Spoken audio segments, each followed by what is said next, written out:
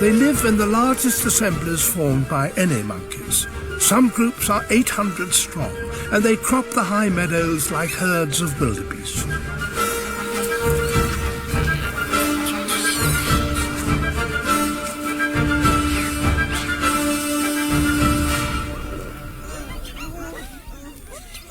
The Geladas graze alongside Walia ibex, which are also unique to these highlands.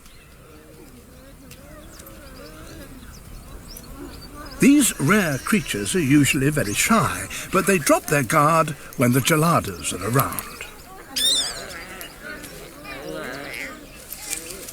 You might expect that grazers would avoid each other's patch, but this is a special alliance from which both partners benefit. It's not so risky to put your head down if others are on the lookout.